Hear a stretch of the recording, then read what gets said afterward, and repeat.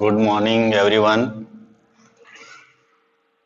Ninth class में हमारा जो चैप्टर चल रहा है कॉन्स्टिट्यूशनल डिज़ाइंस, उसमें प्रीवियस चैप्टर में हमने काफ़ी कुछ हमने जानकारी प्राप्त की है। Democratic constitutions in South Africa, struggle against apartheid पढ़ा था, why do we need a constitutions पढ़ा था हमने, making of the Indian constitutions हम आ, हमने पढ़ा था। The path to constitution, constitutions का पैथ क्या है, ये हमने प्रीवियस क्लास में पढ़ा था। द कॉन्स्टिट्यूएंट असेंबली, संविधान सभा के बारे में हमने पढ़ा था।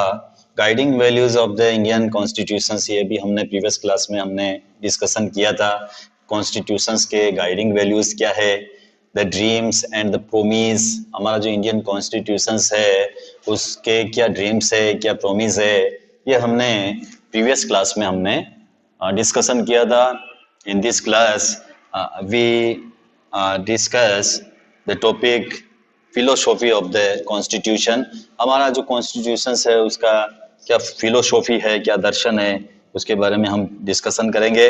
और इसके अलावा इंस्टीट्यूशनल डिज़ाइन, संस्थाओं का स्वरूप कैसा है, उसके बारे में भी हम इस क्लास में डिस्कस करेंगे। तो चलते हैं, डिस्कस करते हैं। Guiding values of the Indian constitution, भारतीय संविधान के बुनियादी वैल्यू यानी मूल्य क्या है, उन मूल्यों के बारे में हम इस क्लास में देखेंगे। In this book we shall study the exact provisions of the constitution on different subject. इस बुक में हम वेरियस सब्जेक्ट पर कॉन्स्टिट्यूशंस के प्रावधानों का अध्ययन करेंगे। कॉन्स्टिट्यूशंस के जो प्रोविजंस है वो हम देखेंगे। At this stage, let us begin by understanding the overall philosophy of what our constitution is all about. अभी हम ये जानने की कोशिश करें कि हमारा जो संविधान है, कॉन्स्टिट्यूशंस है, उसके पीछे का फिलोसॉफी क्या है, हमारे कॉन्स्टिट्यूशंस का फिलोसॉफी क्या है, वो हम जानने की कोशिश करते हैं। We can do this in two ways, ये काम हम टू वेज कर सकते हैं। We can understand it by reading the views of some of our major leaders on our constitution. तो अपने नेताओं के संविधान संबंधी विचार पढ़कर हम इस बात को समझ सकते हैं। जो हमारे लीडर्स है उनके इस कॉन्स्टिट्यूशंस के बारे में क्या व्यू है, उनको पढ़कर हम भी ये समझ सकते हैं। But it is equally important to read what the constitution says about its own philosophy. लेकिन और कॉन्स्टिट्यूशंस जो है वो स्वयं अपने दर्शन के बारे में जो कहता है उसे पढ़ना उतना ही ज़रूरी है। जो ये कॉन्स्टिट्यूशंस कह रहा है अपनी फिलोसॉफी, उसको पढ़ना भी ज़रूरी है। This is what the preamble to the constitutions does. संविधान की प्रस्तावना जो है ये काम करती है कि इसकी फिलोसॉफी क्या है, जो हम इसकी प्रीएम्बल को पढ़कर समझ सकते हैं। Let us turn to this one by one. तो बारी बारी से हम गौर करते हैं। उससे पहले हमारे सामने पिक्चर बता रखी है बलदेव सिंह की। बलदेव सिंह कौन थे, वो देखते हैं। इनका बोर्न जो हुआ था 1901 में हुआ था, डेथ हुई थी 1961 में। बोर्न हरियाणा में हुआ था। ए सक्सेसफुल एंटरप्रेन्योर, ये भी एक सफल उद्यमी थे, एंटरप्रेन्योर थे, बिजनेसमैन थे, एंड लीडर ऑफ द पथिक Akali party in the Punjab assembly. और इसके अलावा ये पंजाब विधानसभा में पथिक अकाली पार्टी के नेता थे। और इसके अलावा nominee of the Congress in the constituent assembly. Constituents assembly में कांग्रेस के द्वारा इनको नॉमिनी यानी मनोनीत किया गया था। और बाद में defence minister in the union cabinet, union cabinet में रक्षा मंत्री बने थे, ये डिफेंस मिनिस्टर बने थे। तो बलदेव सिंह के बारे में हमने शॉर्ट में जाना। नेक्स्ट है the dream and the promise. हमारा जो कॉन्स्टिट्यूशन है उसके क्या ड्रीम्स है, क्या प्रोमिस है, वो हम देखते हैं। Some of you may have noticed a name missing from the sketches of the makers of the constitution। तो आप में से कुछ को इंडियन कॉन्स्टिट्यूशंस के जो मेकर्स है उनकी जो लिस्ट है उसमें एक बड़ा नाम न होने पर आपको आश्चर्य हुआ होगा। वो नेम क्या है? वो नेम है महात्मा गांधी। तो महात्मा गांधी का नेम हम जो कॉन्स्टिट्यूशंस मेकर्स है उस लिस्ट में हम नहीं पाते हैं। He was not a member of the constituent assembly. तो वो संविधान सभा के सदस्य नहीं थे। Yet there were many members who followed his vision. लेकिन फिर भी विधानसभा के अनेक मेंबर्स उनके विचारों के फॉलोवर थे। Writing in his magazine young India in 1931, उन्होंने एक पत्रिका लिखी थी 1931 में जिसका नेम था यंग इंडिया। यंग इंडिया नाम की मैगजीन्स 1931 में उन्होंने लिखी थी। He had spelled out what he wanted the constitutions to do. तो अपनी पत्रिका में उन्होंने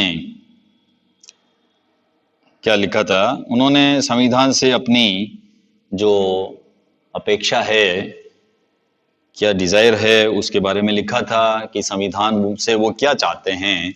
उन्होंने उस संविधान में लिखा था।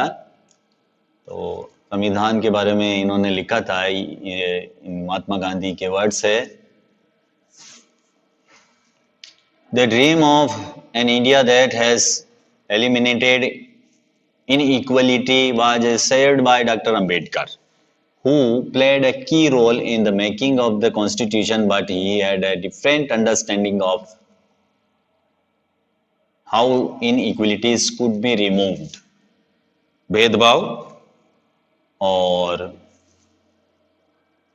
गैर बराबरी मुक्त भारत का सपना डॉक्टर अंबेडकर के मन में भी था। Who played a key role in the making of the constitution, जिन्होंने संविधान निर्माण में महत्वपूर्ण भूमिका निभाई थी।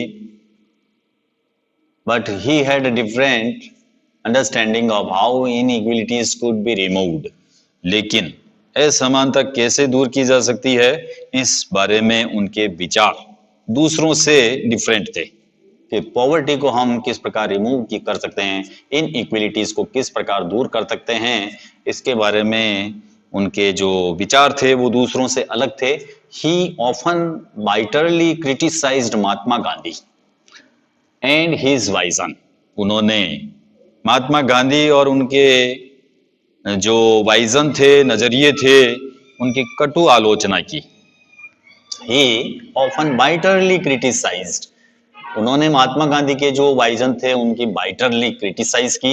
In his concluding speech of the constituent assembly he state his anxiety very clearly. और संविधान सभा में उन्होंने जो भाषण दिया था, उन्होंने जो अपना अंतिम स्पीच दिया था, उन्होंने अपनी चिंताओं को बहुत ही स्पष्ट ढंग से उन्होंने इसमें रखा था। महात्मा गांधी के बारे में जो विचार थे, जो उन्होंने लिखा था, उनके जो आइडियाज की जो क्रिटिसाइज की थी, वो इस बारे में लिख रखा है। Finally let us turn to Jawaharlal Nehru giving his famous speech to constituent assembly at the stroke of midnight on 15 August 1947। और आखिर में जो है 15 अगस्त 1947 की जो मिडनाइट थी, उस समय कॉन्स्टिट्यूएंट असेंबली में जो जवाहरलाल नेहरू ने जो भाषण दिया था वो भी इसमें दे रखा है।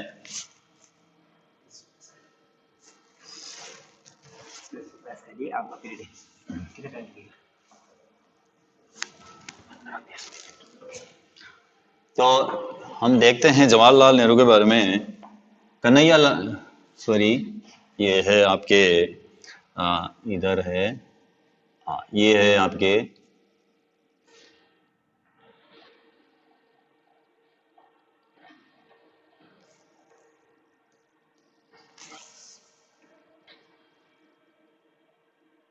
भीमराव अंबेडकर जो है आपको दिखाई दे रहे हैं। इसके अलावा श्यामा प्रसाद मुखर्जी है, जवाहरलाल नेहरू है। तो Jawaharlal Nehru 1889 1964 born, Uttar Pradesh, prime minister of interim government, lawyer थे, कांग्रेस लीडर्स थे, advocate of socialism, democracy and anti imperialism. इसके अलावा ये समाजवाद, लोकतंत्र साम्राज्यवाद विरोध के जो है पक्ष में थे और लेटर जो है first prime minister of India बने थे। सरोजनी नायडू जो आप देख रहे हो, इसके बारे में भी आप थोड़ा सा जो है जानकारी कर सकते हो। सोमनाथ लहरी, इनके बारे में आप देख सकते हो। 1901 to 1984 born West Bengal, writer and editor थे, leader of the Communist Party of India. ये लीडर थे कम्युनिस्ट पार्टी के, later member of West Bengal legislative assembly. बाद में ये बंगाल की जो लेजिस्लेटिव असेंबली थी उनके भी मेंबर्स चुने गए थे। तो ये आप इसमें देख सकते हो। Philosophy of the constitution, constitutions का क्या दर्शन है, क्या फिलोसॉफी है, उसके बारे में हम देखते हैं। Values that inspired and guided the freedom struggle and were in turn nurtured by it. जिन मूल्यों ने स्वतंत्रता संग्राम की प्रेरणा दी थी और उसे दिशा निर्देश दिए थे, और इसके अलावा जो परख कर लिखे गए थे वो ही जो है भारतीय लोकतंत्र का वो आधार बने। These values are embedded in the preamble of the Indian Constitution. Indian constitution की जो प्रीएम्बल है उनमें इनको शामिल किया गया। The guided all the articles of the Indian constitution. Indian constitution की सारी धाराएं इन्हीं के अनुरूप बनी हैं। The constitution begins with a short statement of its basic values. Constitutions की शुरुआत गाइडिंग वैल्यूज की एक छोटी सी जो उद्देशिका है, जो स्टेटमेंट है, शॉर्ट स्टेटमेंट है, उससे शुरू होती है।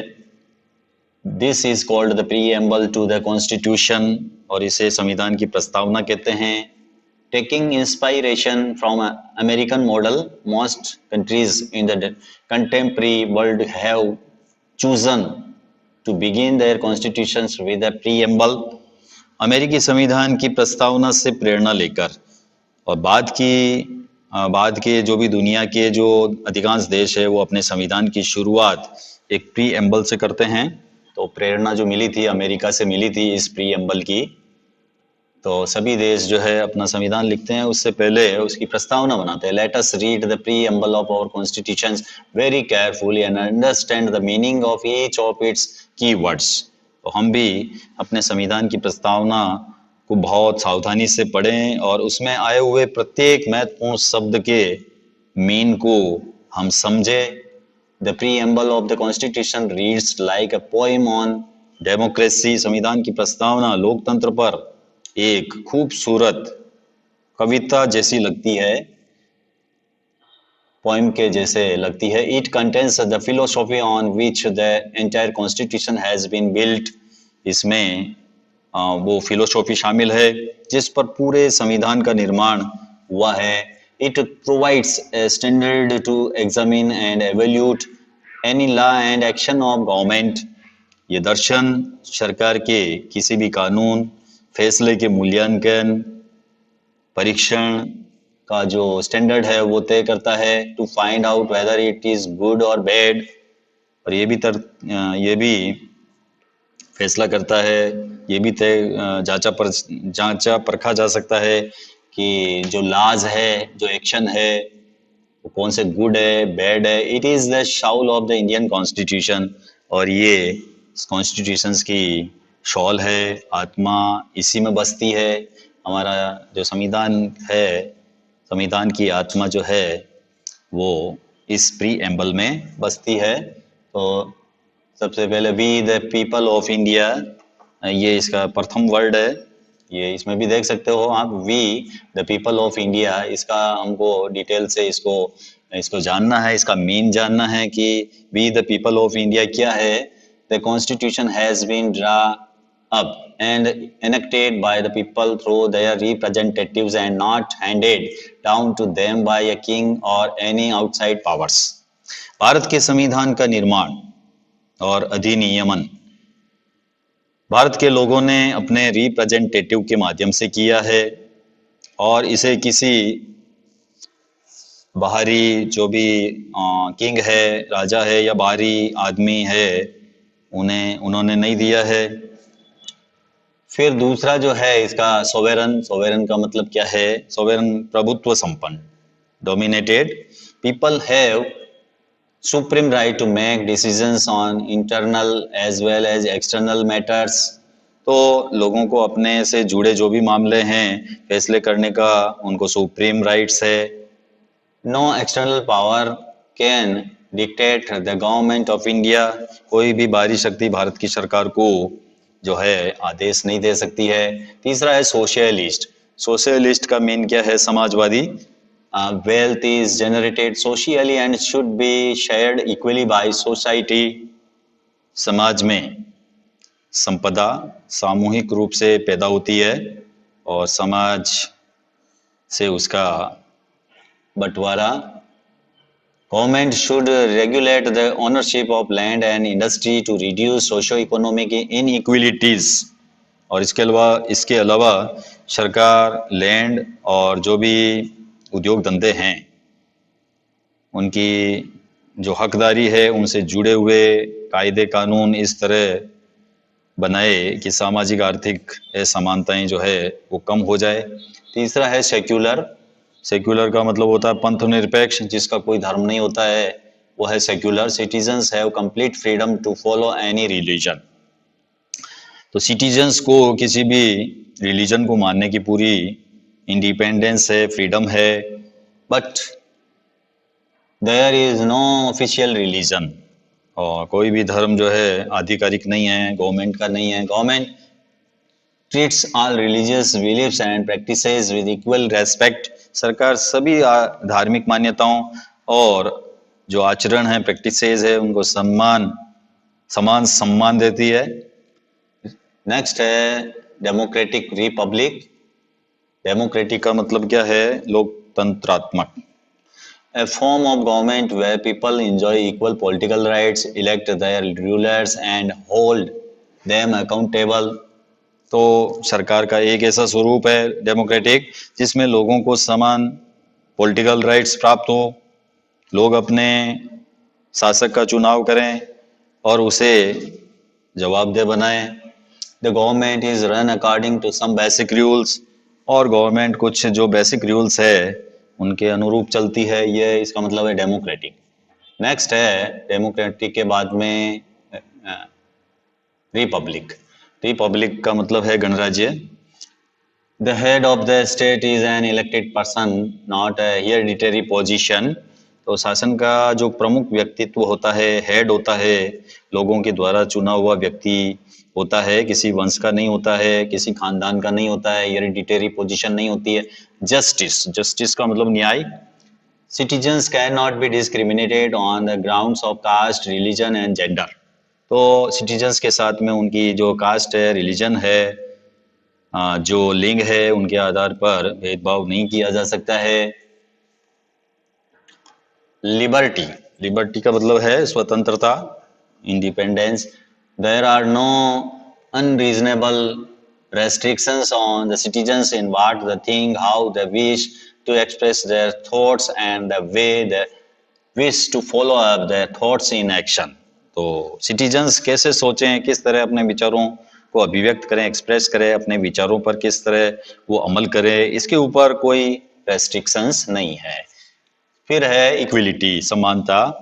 इक्विलिटी का मतलब all are equal before the law. Law के बिफोर सभी इक्वल है। The traditional social inequalities have to be ended. और पहले से चली आ रही सामाजिक असमानताओं को समाप्त होना होगा। The government should ensure equal opportunity for all. और गवर्नमेंट हर सिटीजन्स को समान अवसर उपलब्ध कराने की व्यवस्था करेगी। फ्रेटर्निटी, फ्रेटर्निटी का मतलब है बंधुता, भाईचारा। All of us should behave as we are members of the same family। तो हम सभी ऐसा आचरण करें जैसे कि हम परिवार के सदस्य हैं। और no one should treat fellow citizens inferior। और कोई भी नागरिक किसी दूसरे नागरिक को अपने से कम नहीं समझे। ये भी इसका एक वैल्यू है, गाइडिंग वैल्यू है। इंस्टीट्यूशनल डिजाइन अब संस्थाओं का स्वरूप कैसा होना चाहिए उसके बारे में हम थोड़ा सा देख लेते हैं। A constitution is not merely A statement of values and philosophy. संविधान सिर्फ मूल्यों और दर्शन का केवल जो है वो स्टेटमेंट नहीं है, बयान नहीं है। एज वी नोटेड अबाउ, जैसा कि हमने पहले नोटेड किया है, constitution is mainly about embedding these values into institutional arrangements। तो जैसा कि हमने पहले मेंशन किया था कि कॉन्स्टिट्यूशन इन मूल्यों को संस्थागत रूप देने की कोशिश है। Much of the documents, a constitution is mainly about embedding these values into institutional arrangements. Much of the documents called constitutions of India is about these arrangements। तो हम भारत का संविधान जो है इसे कहते हैं, उसका अधिकांश हिस्सा इन्हीं व्यवस्थाओं को तय करने वाला ही है। It is a very long and detailed document. ये कॉन्स्टिट्यूशंस जो है वो कैसा है, लॉन्ग एंड डिटेल्ड डॉक्यूमेंट है। देयरफॉर इसलिए it needs to be amended quite regularly to keep it update. तो बहुत ही लंबा है और इसलिए समय समय पर इसे नया रूप देने के लिए इसमें बदलाव की जरूरत पड़ती है। Those who crafted the Indian Constitution felt that it has to be in accordance with people's aspirations and change in society। भारतीय संविधान के जो मेकर्स है, जो निर्माता है, उनको लगा कि इसे लोगों की भावनाओं के अनुरूप चलना चाहिए और समाज में हो रहे बदलाव से जो है दूर नहीं रहना चाहिए। उन्होंने सोचा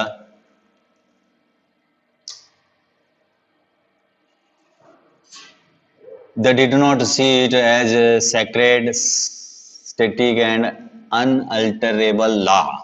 उन्होंने इसे पवित्र, स्थायी और न बदले जा सकने वाले कानून के रूप में उन्होंने इसको नहीं देखा। सो they made provisions to incorporate changes from time to time। और इसलिए उन्होंने इन चेंजेज को समय समय पर शामिल करने का प्रोविजन भी इसमें रखा। The changes are called constitutional amendments. और इन बदलावों को हम संविधान संशोधन कहते हैं, कॉन्स्टिट्यूशनल अमेंडमेंट्स कहते हैं। The Constitution describe the institutional arrangements in a very legal language। संविधान ने संस्थागत व्यवस्थाओं को बड़ी कानूनी भाषाओं में दर्ज किया है। If you read the Constitution for the first time, अगर आप संविधान को पहली बार पढ़ें, it can be quite difficult to understand करने में डिफिकल्टी हो सकती है। Yet the basic institution, फिर भी जो basic institution design is not very difficult to understand. लेकिन फिर भी जो संस्थाओं के जो बुनियादी स्वरूप है उनको समझना मुश्किल काम नहीं है। लाइक एनी कॉन्स्टिट्यूशन, दूसरे कॉन्स्टिट्यूशंस की तरह the Indian constitution lays down a procedure for choosing persons to govern the country. किसी भी संविधान की तरह इंडियन कॉन्स्टिट्यूशंस भी वो नियम बताता है जिनके आधार पर रूलर्स का चुनाव किया जाएगा। It defines who will have how much power to take which decisions.